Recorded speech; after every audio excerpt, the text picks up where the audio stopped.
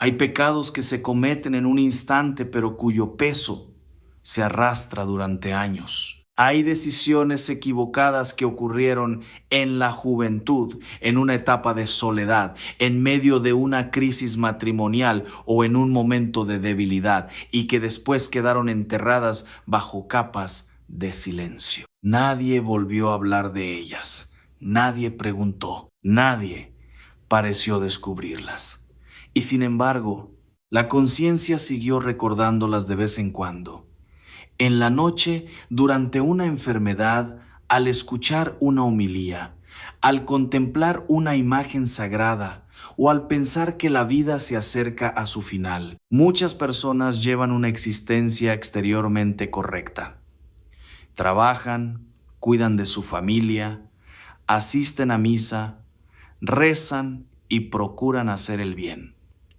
Pero en lo profundo de su corazón guardan una habitación cerrada. Allí esconden aquello que nunca se atrevieron a llevar al confesionario. No siempre se trata de una maldad fría o de una vida completamente alejada de Dios. Con frecuencia se trata de una caída, de una costumbre, de una relación desordenada o de un pecado contra la castidad que se volvió demasiado vergonzoso para nombrarlo. El problema no es únicamente que hayan caído. El problema es que han llegado a creer que deben permanecer para siempre escondidos. Esa es una de las trampas más antiguas del enemigo. Primero presenta el pecado como algo pequeño, fácil y sin consecuencias. Después, cuando la persona ha caído, lo presenta como algo imperdonable. Antes de la caída dice, no pasa nada. Después de la caída susurra, ya no tienes remedio. Primero invita a la ligereza y luego empuja a la desesperación. Primero quita importancia a la conciencia y después la aplasta con una culpa que parece no tener salida. Pero el Evangelio no es un mensaje de desesperación. Jesucristo no vino a justificar el pecado, pero tampoco vino a abandonar al pecador. Vino a buscarlo, a levantarlo, a purificarlo y a devolverle su dignidad. La Iglesia no llama a la confesión para humillar a nadie, sino para abrir una puerta de libertad.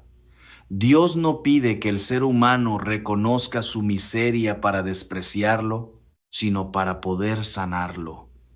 Ninguna herida puede ser curada mientras permanezca escondida y ninguna cadena puede romperse mientras la persona niegue que está atada. Por eso es necesario hablar con claridad de ciertos pecados sexuales que muchas personas ocultan durante años. No para alimentar la curiosidad, no para escandalizar, no para señalar con el dedo a quienes luchan, sino para recordar que la misericordia de Dios entra precisamente allí donde el ser humano se atreve a decir la verdad. El Señor no se asusta de nuestra debilidad. Él ya conoce lo que hemos hecho, lo que hemos pensado, lo que hemos consentido y lo que hemos callado.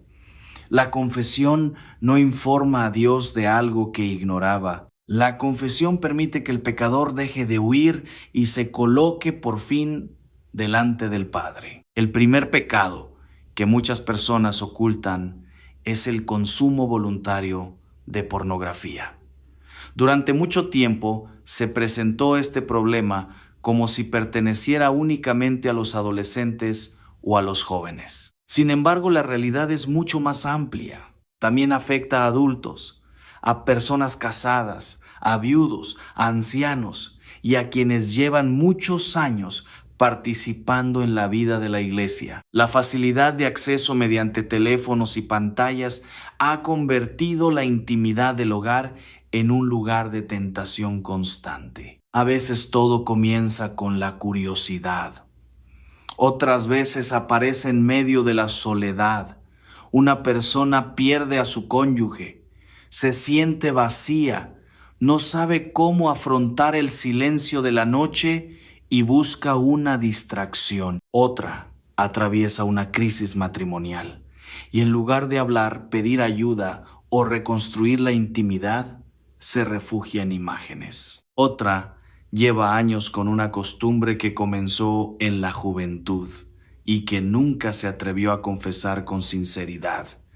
Poco a poco, aquello que parecía una evasión se convierte en una cadena. La pornografía no es únicamente una imagen. Es una manera de mirar al ser humano. Reduce a una persona creada a imagen de Dios a un objeto disponible para el placer. Educa el corazón en la posesión y no en el amor, en el consumo y no en la entrega, en la fantasía y no en la comunión verdadera. Va deformando la imaginación, debilitando la voluntad y haciendo que el otro deje de ser contemplado como un misterio sagrado. Quien ha caído en este pecado no debe pensar que está condenado a repetirlo para siempre, pero tampoco debe engañarse diciendo que no tiene importancia. La salida comienza cuando se llama a las cosas por su nombre. Es necesario reconocer la conducta, arrepentirse y llevarla a la confesión con sencillez.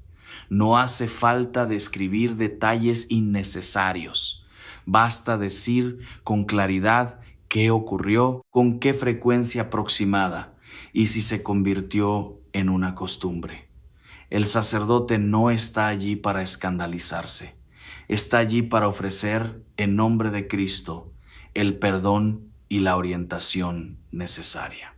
El segundo pecado que muchas personas esconden es la infidelidad matrimonial, y en un sentido más amplio, las relaciones sexuales vividas fuera del compromiso conyugal querido por Dios. Hay hombres y mujeres que conservan durante décadas el recuerdo de una traición.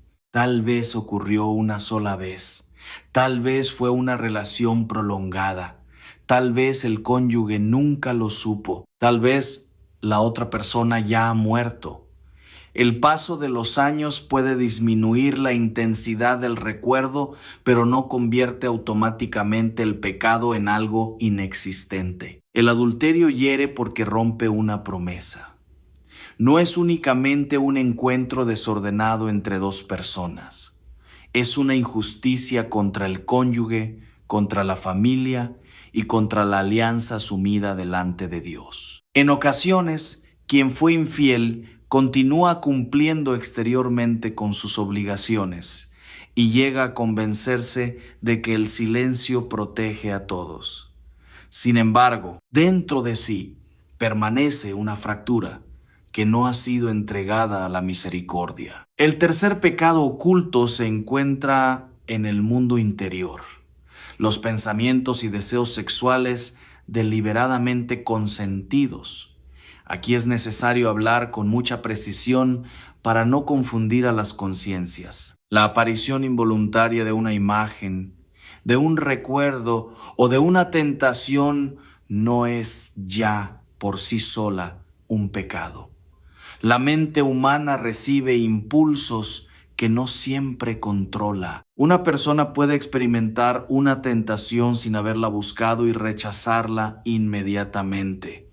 Esa lucha puede ser incluso ocasión de fidelidad. El pecado aparece cuando la voluntad acepta libremente el pensamiento, lo alimenta, lo prolonga y se recrea en él. No es lo mismo que una idea llegue a la mente que abrirle una habitación, ofrecerle una silla y pedirle que se quede. La diferencia está en el consentimiento.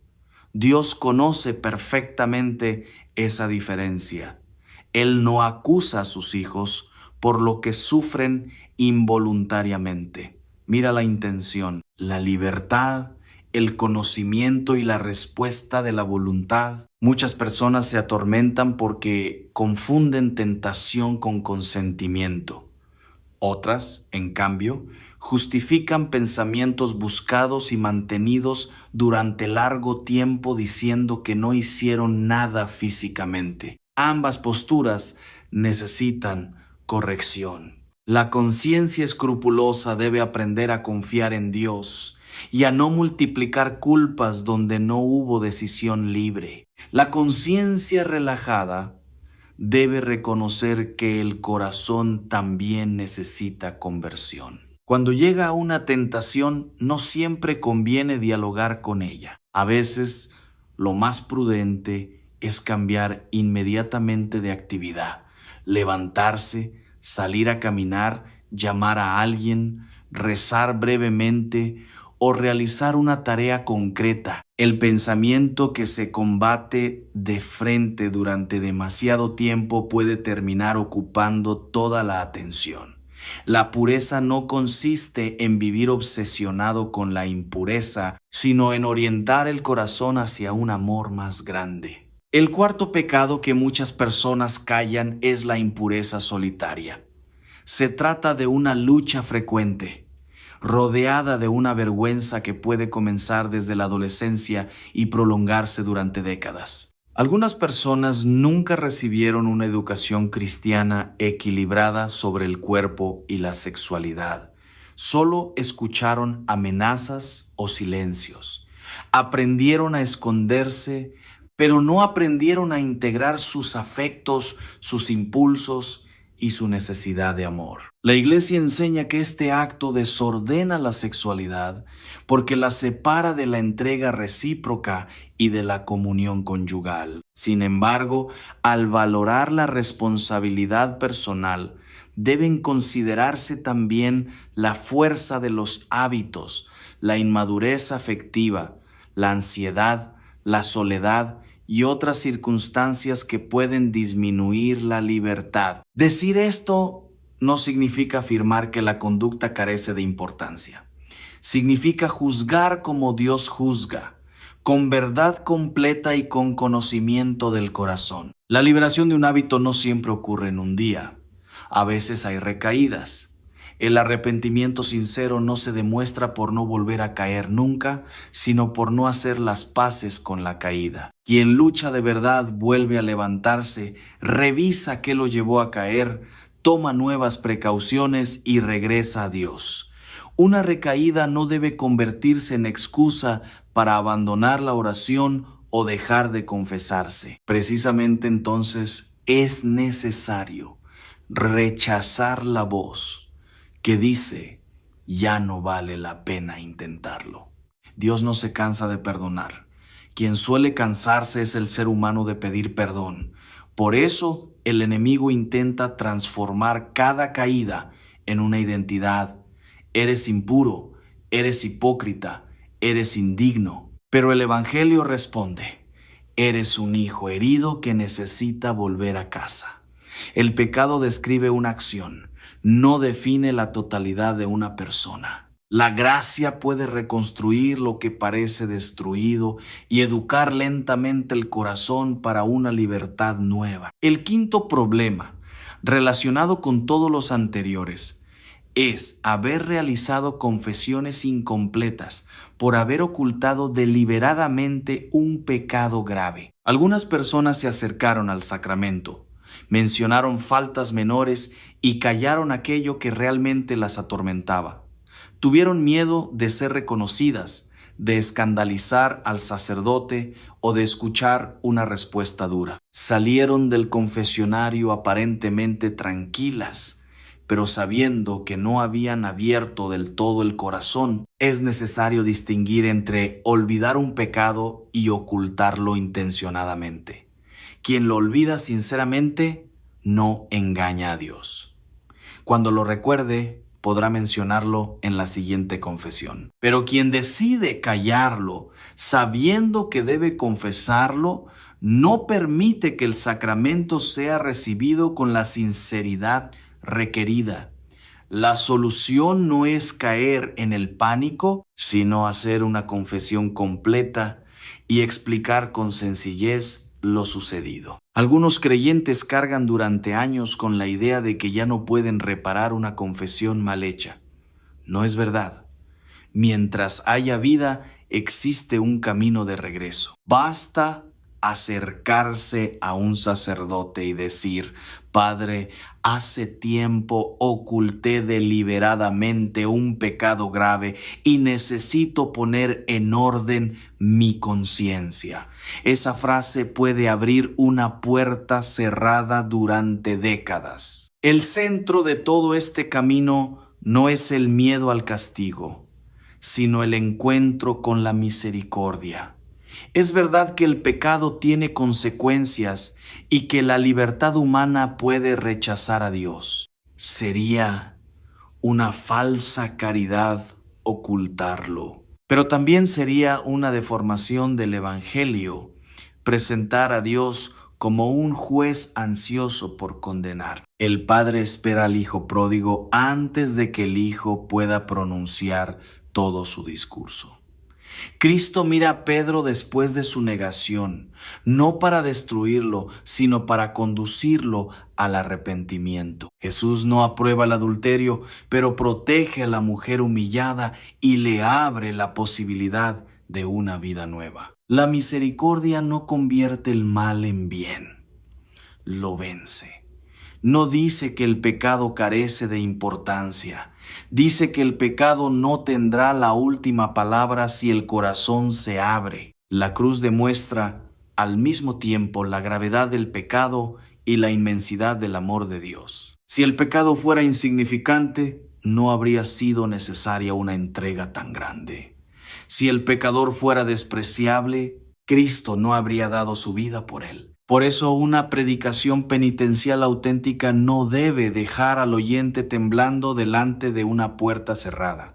Debe mostrarle la puerta abierta. La llamada a la conversión tiene que conducir a un paso concreto. No basta sentir culpa durante unos minutos y después volver a la misma vida. Conviene examinar la conciencia con serenidad, buscar el horario de confesiones y prepararse. Al llegar al confesionario, conviene hablar de manera directa y sobria. No hacen falta explicaciones interminables ni detalles explícitos. Tampoco es necesario contar historias para disminuir la responsabilidad. Se puede decir: he consumido voluntariamente contenido pornográfico, fui infiel a mi cónyuge, he consentido pensamientos impuros. He caído repetidamente en actos de impureza solitaria. Oculté este pecado en una confesión anterior. La verdad dicha con humildad pierde el poder con el que nos mantenía encadenados. Después llega la absolución. No es una frase de ánimo humano, es una acción sacramental de Cristo. El penitente escucha una voz concreta porque Dios sabe que necesitamos signos concretos. Necesitamos oír que somos perdonados. Necesitamos recibir una penitencia, hacer un propósito de enmienda y comenzar de nuevo. El propósito de enmienda no significa garantizar que jamás volveremos a caer. Nadie puede prometer el futuro con una seguridad absoluta. Significa que en el momento de la confesión no queremos continuar pecando y estamos dispuestos a poner medios razonables para cambiar. Quien pretende conservar deliberadamente una relación o un hábito sin ninguna intención de combatirlo, todavía no ha abierto completamente el corazón. Pero quien es débil teme recaer y aún así desea luchar, puede acercarse con confianza. La vida sacramental necesita ir acompañada de una disciplina cotidiana. La confesión frecuente ayuda a vivir en la verdad. La Eucaristía recibida dignamente fortalece la unión con Cristo. El rosario educa la mirada junto a María. El ayuno enseña al cuerpo que no todo deseo debe ser obedecido inmediatamente. La lectura del Evangelio purifica la imaginación. El servicio a los demás saca a la persona del encierro en sí misma. A las personas mayores hay que decirles algo con especial cariño. Nunca es demasiado tarde. Quizás han pasado 40 o 50 años desde aquella caída que todavía recuerdan. Quizás pensaron que por haber envejecido ya no valía la pena hablar de ello. Quizás temen que el sacerdote los mire de otra manera. Pero el tiempo de la misericordia es hoy. Un pecado antiguo no es más fuerte que la sangre de Cristo.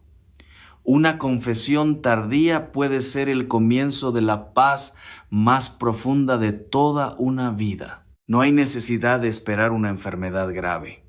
La conversión no debe aplazarse hasta el lecho de muerte. Hoy tenemos voz, memoria y libertad para dar un paso. Mañana no sabemos qué ocurrirá. Esta verdad no debe producir terror, sino sabiduría. Prepararse para el encuentro con Dios es aprender a vivir reconciliados, no vivir obsesionados con morir. Quien se acerca a la confesión después de muchos años puede sentir una mezcla de miedo y alivio. Puede incluso no saber por dónde comenzar. Basta decirlo: hace mucho tiempo que no me confieso y necesito ayuda. Un sacerdote prudente sabrá guiar la conversación. Nadie debe renunciar al sacramento porque no recuerda una fórmula o porque teme equivocarse.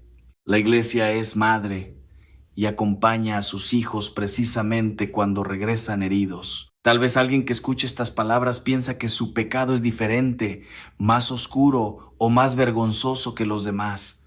Tal vez lleva tanto tiempo identificándose con su caída que ya no imagina una vida distinta. Debe escuchar esto con toda claridad. Ningún pecado confesado con arrepentimiento sincero es más grande que la misericordia de Dios. Ninguno. No importa cuántos años hayan pasado, cuántas veces haya ocurrido, ni cuán profunda sea la vergüenza. La persona perdonada no debe vivir mirando eternamente hacia atrás. Después de confesar sinceramente, necesita creer también en el perdón. Hay quienes aceptan que Dios perdona a todos menos a ellos. Esa falsa humildad es otra forma de orgullo, porque coloca el propio pecado por encima de la cruz de Cristo. Si Dios ha perdonado, el penitente debe aprender poco a poco a recibir ese perdón y a caminar en paz. Hoy puede ser el día de abrir aquella habitación cerrada del corazón, no para que todos entren en ella, sino para que entre Cristo. No es necesario contar la propia vida a muchas personas. Es suficiente buscar el lugar que el Señor ha establecido para la reconciliación sacramental. Allí, el secreto deja de ser una prisión y se convierte en una herida entregada al médico. Después de la confesión comienza una vida nueva. Quizás la tentación vuelva, quizás sea necesario pedir ayuda varias veces, pero ya no se lucha desde la oscuridad, se lucha desde la gracia. Ya no se dice: soy esclavo y no puedo cambiar. Se dice: soy hijo de Dios, y aunque soy débil, no estoy solo. La verdadera penitencia no es odio al cuerpo. El cuerpo es creación de Dios y está llamado a la resurrección. La castidad no desprecia la sexualidad, la integra en el amor. No se trata de vivir mutilados afectivamente, sino de aprender a amar sin utilizar al otro y sin utilizarse a uno mismo. La pureza no es frialdad, es libertad para mirar, tratar y amar a cada persona según su dignidad. Por eso este mensaje no termina con una amenaza, sino con una invitación. Examina tu corazón, no huyas de la verdad. No conviertas la vergüenza en una condena perpetua. Busca a un sacerdote. Prepara una confesión sincera y permite que Cristo pronuncie sobre ti las palabras que tantas almas necesitan escuchar. Tus pecados quedan perdonados. Vete en paz. Señor Jesús, tú conoces nuestras caídas, nuestras heridas y nuestros secretos. Tú sabes cuánto nos cuesta nombrar aquello que nos avergüenza. Danos la gracia de no justificar el pecado, pero también de no desesperar por haber caído. Ilumina nuestra conciencia para distinguir la tentación del consentimiento, la debilidad de la indiferencia y el arrepentimiento verdadero del miedo vacío. Danos valentía para acercarnos al sacramento de la reconciliación. Pon en nuestro camino sacerdotes prudentes, misericordiosos y fieles a la verdad. Ayúdanos a confesar sin engaños, sin rodeos y sin temor. Sana nuestra memoria, purifica nuestra imaginación, fortalece nuestra voluntad y enséñanos a tratar nuestro cuerpo y el cuerpo de los demás con dignidad. Mira especialmente a quienes llevan muchos años guardando un pecado. Mira a los ancianos que temen presentarse ante ti, a los matrimonios heridos, a quienes viven solos, a quienes luchan contra hábitos que parecen invencibles y a quienes se sienten indignos de entrar en una iglesia. Hazles comprender que la puerta permanece abierta. Virgen María, Madre de Misericordia, toma de la mano a quienes no tienen fuerzas para dar el primer paso. Llévalos hasta tu Hijo. Recuérdales que en la casa del Padre no encontrarán una humillación cruel, sino la verdad que libera, el abrazo que restaura y la gracia que permite comenzar de nuevo. Que nadie termine este día creyendo que está perdido. Que nadie confunda la paciencia de Dios con permiso para seguir pecando, ni la gravedad del pecado con ausencia de perdón. Que todos comprendamos que la conversión es urgente precisamente porque somos profundamente amados. Dios no se ha cansado de esperarte, no se ha olvidado de ti, no ha cerrado la puerta. La misericordia no niega tu historia, entra en ella y la redime. Levántate, vuelve a casa y permite que el Padre quite de tus hombros la carga que llevas desde hace tanto tiempo. Amén.